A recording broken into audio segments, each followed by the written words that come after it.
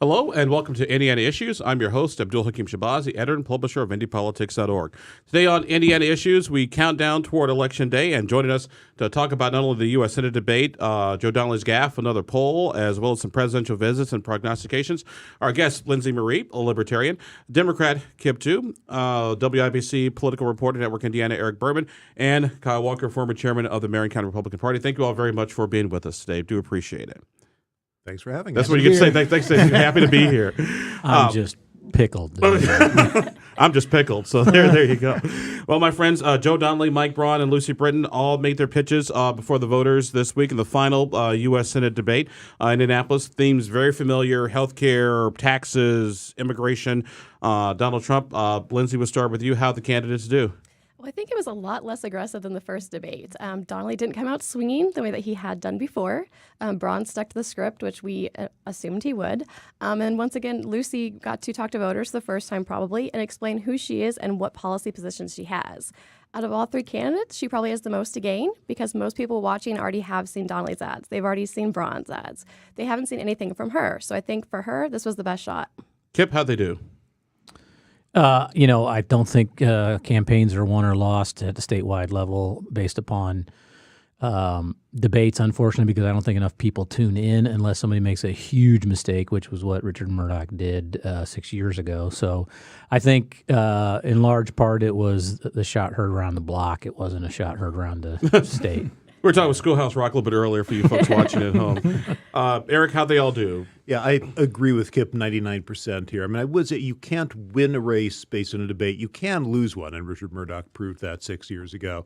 That didn't happen. I know we'll talk about the gaffe separately, but on the gaffe scale, 1 to 10, that's probably a 1.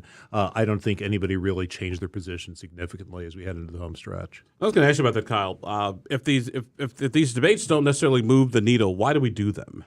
Good question. I unfortunately, folks don't watch debates in very high numbers, and so I'm not a huge fan of the debates. I mean, I understand that they provide a certain amount of value, but to Eric's point, really all they are is risk for any legitimate candidates. I personally have a problem with having a debate too, where a third of the time is spent with the Libertarian candidates. Which, no offense, I mean, they're not going to win the race. And so, I mean, I think if they took it more seriously, it would be the two leading candidates. And to Eric's point about the gaffe scale, I mean, I think the only reason why you're saying it's a 1 is because he's a Democrat. Had he been a Republican, it would have been a 9. Well, let's jump into that. Okay, let's go. Let's go ahead and jump into that. Just to get our audience. He made a mistake, but he owned it right away and apologized and said he should have said the words "and." Your guy says stuff like that every day and doubles down on it. So, I mean, there's the big difference. It's not a difference between Democrat and Republicans. It's a difference about what someone really believes. Well, let's go do this. Thomas, let's go ahead and cue that clip up because I knew we were going to get to this. And so I want to make sure that the folks at home who are watching both online and television can see exactly what we're talking about. This is Joe Donnelly. The question came about diversity on staff. And so here's a clip of that clip from past week's debate. We want everybody to have a chance in Indiana and in America. And my offices reflect that, both on the campaign side and on the Senate side. Our state director is Indian American, but he does an amazing job. Our director of all constituent services, she's African American, but she does an even more incredible job than you could ever imagine. It isn't their race or their religion. It's the incredible person that they are. But at the same time, they have to have a chance. They have to have an opportunity. And that's my responsibility. And I've done it every office I've had. And I've done it in every campaign I've had. Because my campaigns and our Senate office should reflect the face of Indiana. Now, shortly after Senator Donnelly made that statement, they put out a statement clarifying, saying, quote, "I misspoke. I meant to say and instead of but. I would have communicated what I have tried to do all my entire life and to make that habit to seek out and promote people of color for both my campaign and my official staff." Like I said, when I was at the debate that night, when I first heard him say he's Indian American, but I looked like, huh, what? They're like, oh, okay, fine. it's not the end of the world. Lindsey, are we're trying to make more a mountain out of a molehill here? Definitely. I was in the room as well, and as soon as I heard it, the consultant in me was like, oh, cringing for him because I knew this was going to come up. In the room, you could honestly feel a bit of people like tensing up and almost gasping. But as soon as I left the room and talked to people at the watch party, no one had even noticed this had happened. So I think a lot of the pundits are sort of just looking for things to talk about and trying to get him on something, and this is what they're trying to pull out, and they're grasping for straws. But Kip, what about the point that that Kyle just made, that had this been, Mike Braun saying this, that there have been a lot more torches and pitchforks in the street because a Republican has said this as opposed to a Democrat? Well, I think I said what I think about it with respect to that is, Donald Trump says stuff like this every day, and when called on it, he ignores it or he doubles down on it. So that's the difference. Joe Donnelly realized he said something he didn't mean or shouldn't have said and apologized and clarified the remarks right away. I mean, to me, the interesting thing is 6 years ago when Richard Murdoch said what he said, it was seen as a major gaffe. The other night, Mike Braun took the exact same position that if a woman is raped, she should carry the baby to term. If the health of the mother is in doubt, the mother shouldn't have the opportunity to abort the fetus. And yet, that's no longer a gaffe. It's the position of the Republican Party, which was Richard Murdoch 6 years ago, and no one's even batting an eye about it. So to me, that's an amazing sort of thing to look at as we look at politics these days. It's that you can get away with so many things that you couldn't have gotten away with before. Eric? There's two reasons I don't think this is going to have a whole lot of impact. First off, the number of politicians who speak in paragraphs is vanishingly small. I mean, Mitch Daniels certainly did it. There's a few others. But Joe Donnelly and Mike Braun and several others we could all name are not in that group. This is getting tangled up over a conjunction. And I'm just not sure that it's going to register on the scale. The other thing that makes me question whether this has a lasting impact, a gaffe is when the people watching at home say, whoa, this guy isn't who I thought he was. When Richard Murdoch said what he said, which, by the way, Mike Braun just said what Richard Murdoch probably should have said. He said, look, I've been endorsed by Right to Life, left it there. His position is his position, but it was Joe Donnelly who was trying to draw him out on that. But when Richard Murdoch said what he said, you could feel women voters who were uneasy about Richard Murdoch in the first place going, whoa. When Gerald Ford said there was no Soviet domination of Eastern Europe, a lot of voters said, wait a second, is this guy Chevy Chase after all? Nobody looked at Joe Donnelly, I don't think, and said, oh, wait a second, is this guy a racist? It's not going to have that kind of impact, I don't think. Kyle, is it the difference, though, between this and, say, like a Richard Murdoch situation, whereas Joe Donnelly immediately owned up, apologized, whereas with Richard Murdoch the next day, because I was at the news conference, I'll never forget this, Richard Murdoch almost seemed to sort of double down on the statement that he said the night before. The only thing that the two have in common is that they're both gaffes, right? I mean, the fact of the matter is Donnelly said what he said. I don't know what was in his heart. I don't know what he believes, but I do know that he made the statement that, I have these folks in my office, but and they're Indian American or African American, and as if that's some sort of exception that it's surprising that they're good at their job. I mean, that's the point. He apologized for it. He said he was wrong, said he should have said or meant to say and. I find that hard to believe, but will it swing the race? Probably not. Is the fact that the race is so close, and to a certain degree, both candidates have actually avoiding sort of major goof-ups, mistakes so far, almost sort of amplifies, everybody, like you said, Lindsey, everybody's looking for this one thing. Hey, we finally got something at least to talk about, for a few days. Well, Mike Braun didn't stay to do press after either debate. I think he's the first candidate in history to do that at those debates. It's really easy to not have gaffes and mess up when you don't go in front of the cameras, right?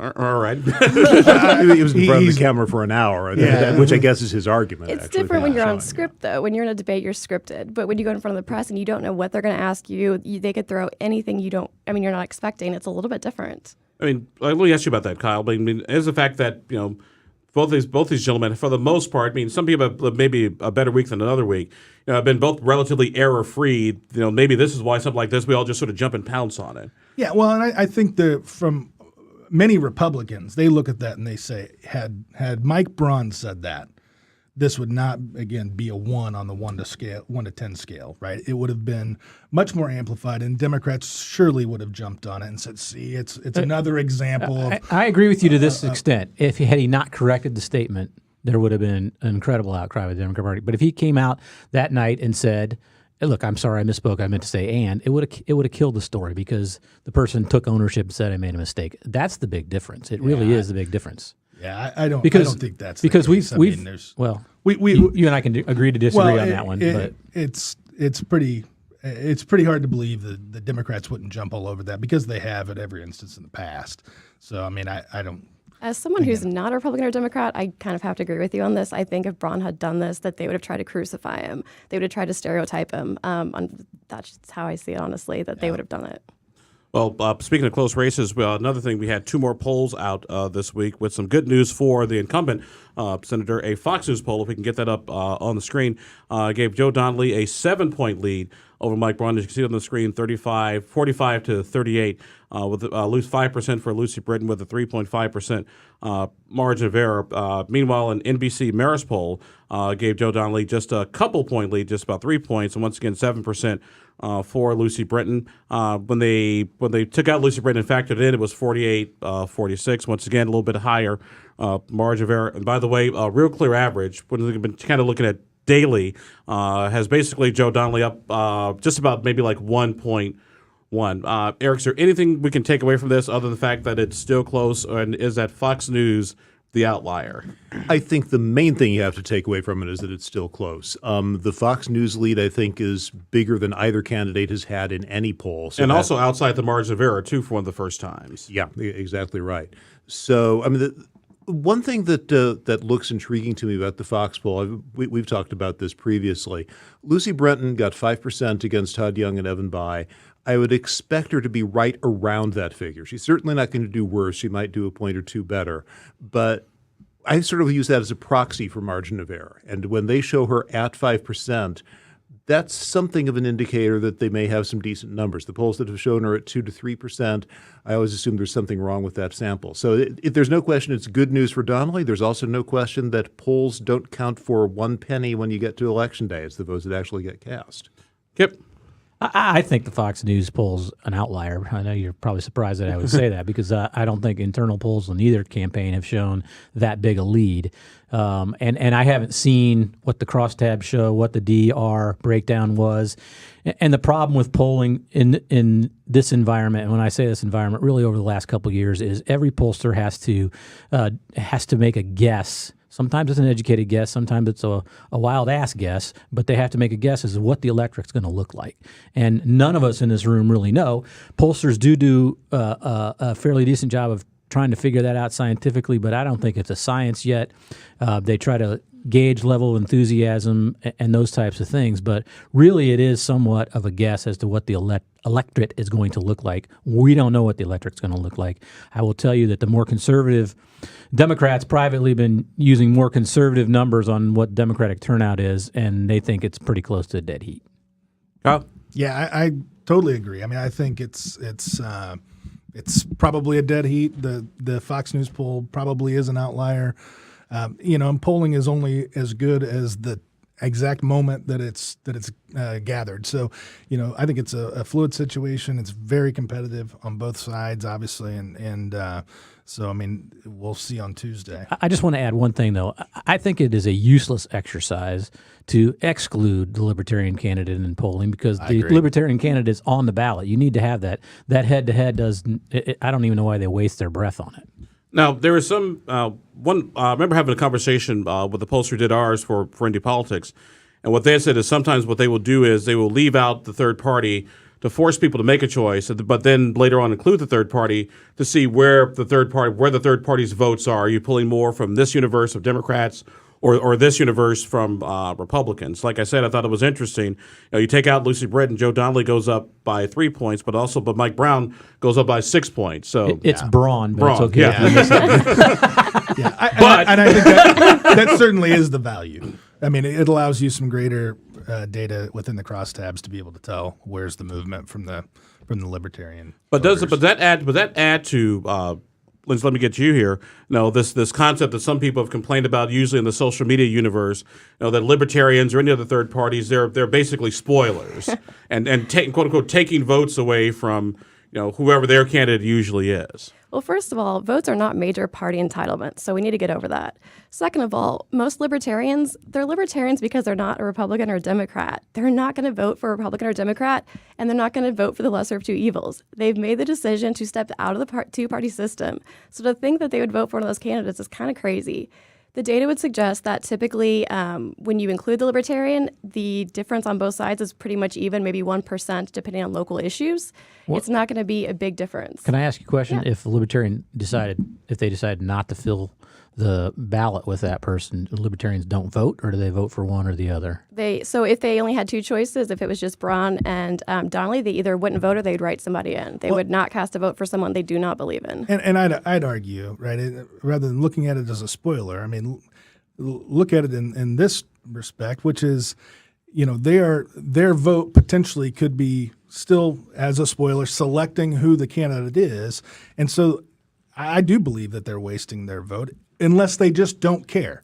If they truly don't care between Joe Donnelly and Mike Braun, vote for Lucy Brenton. But if you care, then I would suggest you cast your ballot in a way that reflects the choice that you'd like to see. Exactly. And Libertarians, the choice they'd like to see is not Braun and it's not Donnelly. It's the Libertarian. And they want to let other people know that is the case. Fine. That's Fair and enough. then My point is, though, they're going to get Mike Braun or Joe Donnelly. So Of if they course. don't care who that is, then vote for Lucy Brenton. But if they do, But I guess if we go to that logic and rationale, just to expand that, and let's say a situation like a Marion County that's very heavily Democratic or a Hamilton County that's very heavily Republican, does that mean that if you vote for the Republican in one county or the Democrat in another county, it's a waste of time because the other party is the one that's going to be running the show? Eric, let me get you. Yeah, no, that's a fair point. I mean, if the outcome is predetermined, then all the votes are wasted. In fact, the gerrymandering case that went to the Supreme Court is founded on that theory that, any vote that goes above 50% is wasted, and any vote for the loser is wasted. So there's sort of a reductio ad absurdum here. Eventually, you say none of this counts. He just went way over my head. I'm going to have to take your word on that one. That's my one Latin phrase for this week's episode. But no, I mean, people vote for who they want to vote for. I want to go back to the idea of the spoiler because I think that term gets misused. There can be a spoiler, quote-unquote, third-party candidate. Rhode Island has a governor, a Democratic governor, who should be vulnerable this year and is probably going to be reelected because there's a conservative independent, and he clearly takes votes away from the Republican. You had Jill Stein 2 years ago who clearly took votes away from Hillary Clinton. I think Lindsey's exactly right. The Libertarian vote, at least in Indiana, I can't speak to the other states, but in Indiana, you put Rupert Boneham up, you put Lucy Brenton up, you put Andy Horning up. Whoever it is going to be right around that 5% mark. It's a legitimate libertarian vote and probably doesn't really pull from either candidate. So what a spoiler does mean, it's really a misleading term in Indiana. The practical effect of it is instead of trying to get 50%, if Lucy Brenton gets 5%, that means you can win at 47. If she gets up to 7, that means that you can win with 46. So it changes the bar. I agree with most of what he said there, but I will tell you Except for the Latin phrase. I don't even know what that meant. But Rupert Boneham, I think, is an example where I think he actually took more votes from the Democratic Party than normal in a libertarian year because he got the stoner vote that we usually get. So. But certainly there's a slogan waiting to happen in there somewhere. But we have throughout history we've had some pretty big spoilers. Ralph Nader denied Al Gore the presidency, I believe. Ross Perot denied George Herbert Walker Bush a second term. Jill Stein cost Hillary Clinton the presidency. So those are big things that have happened, I believe, in the history of American politics. So they do have a role to play in some instances, but in Indiana, the Libertarian 99 times out of 100 are not spoilers, but But the Democrat Party clearly thinks that they could be because they're sending out mailers We'd for like Lucy to thank Brenton. you for that as well. Yeah. The other thing I think ahead. everyone's overlooking is you say it's wasted. So even if she loses, or let's talk about Mark Rutherford. If he loses, we still need his votes to get ballot access because the Republicans and Democrats have written the laws in such a way. So even if he loses, it's not a wasted vote because it still gets us ballot access, which means we can put people on the ballot from top to bottom the next couple of years. But I would think that if you getting back to the spoiler conversation, if a third party is going to harm someone, I would argue the third party probably harms the challenger and helps the incumbent, because the third party splits whatever opposition there might be against that incumbent. That's why I respectfully disagree with my good friend Kip, too, on the Ross Perot and George Herbert Walker Bush, because all the exit polling data showed that people who were going to vote for Ross Perot, they weren't voting for George W. because they were tired of the status It was quo. Herbert Walker. It wasn't W. Yeah. They hurt the candidate that they would like to see as their second choice. That's who they hurt. So if That's exactly right. I mean that's and so if you Whoever could that vote is. in order and have a runoff, that would be one thing, but you can't, and so that's who they hurt, is the people that they would rather see And as I a think second choice. everyone's still getting something wrong with the Libertarian Party. As part of our party, one of the main functions and principles is a concept called none of the above. So when we elect candidates, if we get to two people we dislike, we can vote none of the above and they're all gone. So there wouldn't be a case where, which one do I like less? We don't vote for the lesser of two evils. We either don't vote or we vote for the Libertarian. You're watching Indiana Issues. I'm Abdul-Hakim Shabazi, editor and publisher of IndyPolitics.org. Having a spirited discussion. Our guests today are Libertarian Lindsey Marie, Democrat Kip 2, Eric Berman, the political reporter for 93 WIBC, as well as Network Indiana, and former Marion County GOP Chairman Kyle Walker.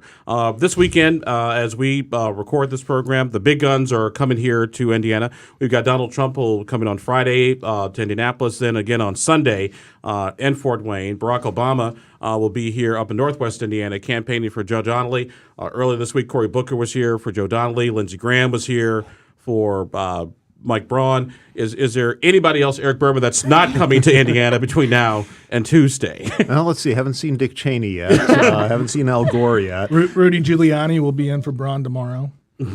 So, Breaking. You asked. Yeah, there's it goes back to what we said when we were talking about the but versus and. Both parties are doing anything they can because they know this is still a jump ball. When you've got 3 presidential visits in 4 days, that tells you both parties feel that every vote matters. I'm just ticked off that Will Ferrell's only going to Georgia door to door here in Indiana. my wife would go crazy if Oprah showed up. So, but one thing I did notice, Kyle, I want to get your perspective as a Republican. You would think that in a universe where Donald Trump won Indiana by more than 20 points, why does it have to keep coming back? I mean, Eric Trump was here for Troy Hollingsworth, for a state that he won easily, unless somebody somewhere is seeing some data that maybe we're just not privy to. Well, I mean, like we talked earlier in the show, I mean, this is a competitive race.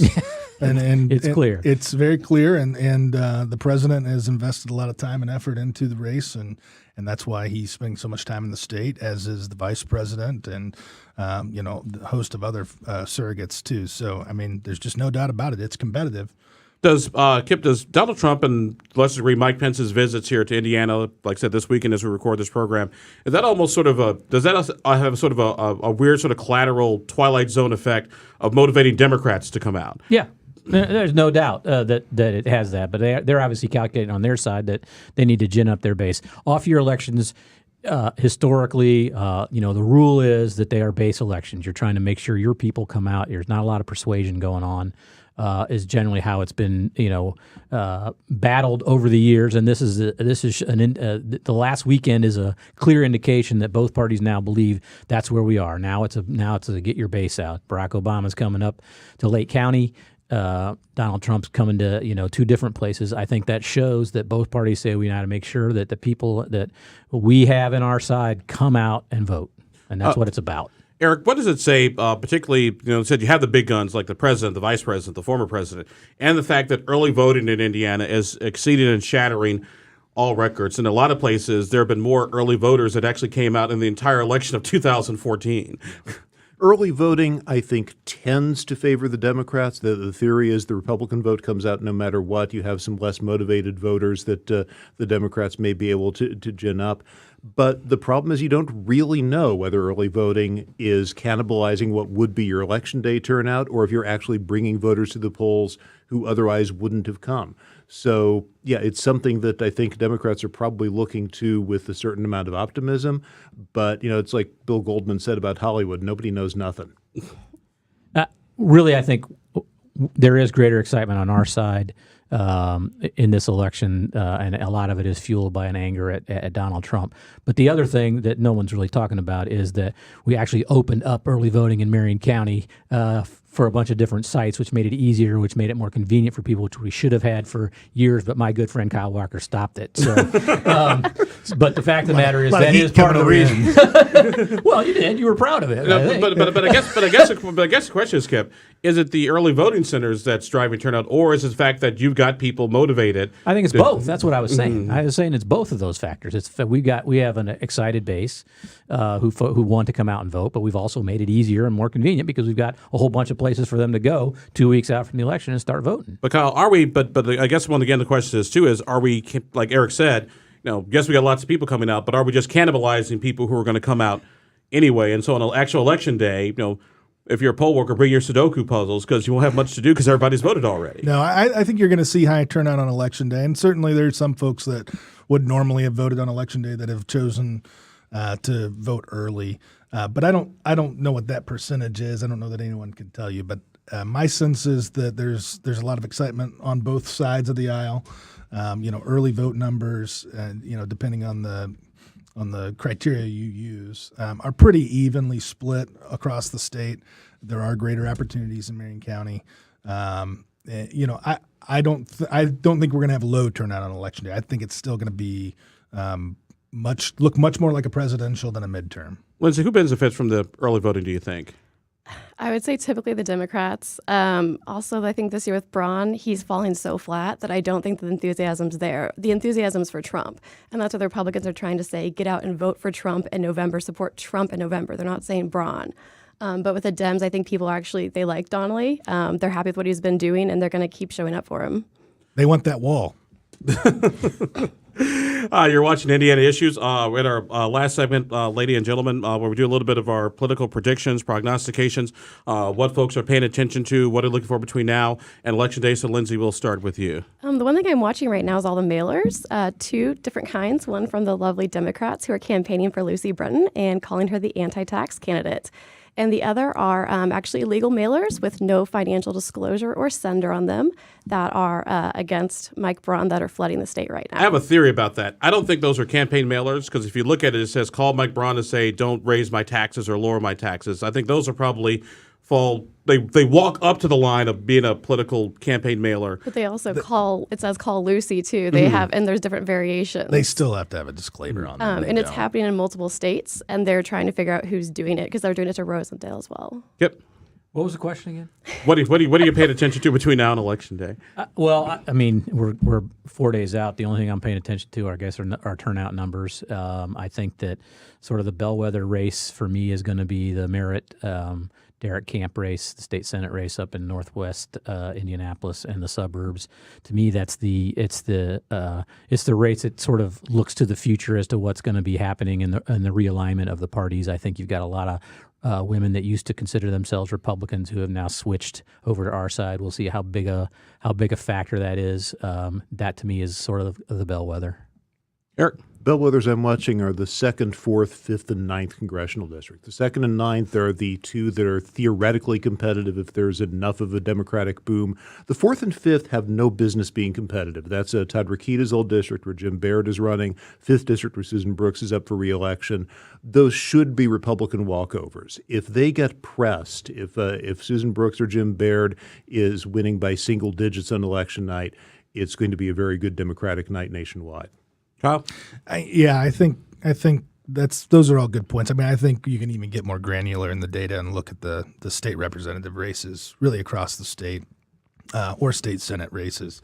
There are always shifts that are happening within the electorate, and so we'll have a whole new batch of data to go through here in just a few days. I'm going to get really, really granular. I'm keeping an eye on the Wayne Township trustees race. You have Chuck Jones, who worked at Carrier, sort of symbolize what was going on there versus Andy Harris, who's a big Donald Trump supporter. And Donald Trump is actually at the center of that. Wayne Township race has been changing demographically. And if I think that is also sort of a microcosm, we could probably expect to see statewide in very competitive places. Our guests today have been Lindsey Marie, Libertarian, Democrat, Kip Tu, political analyst for WIBC Radio and Network Indiana, Eric Berman, and Republican Kyle Walker. I'm Abdul-Hakim Shabazz from the Edge Media Studios in downtown Annapolis. Thank you all very much for joining us on this edition of Indiana Issues. Go vote, and we'll see you next time on Indiana Issues. You made me laugh so hard I didn't even hear his question.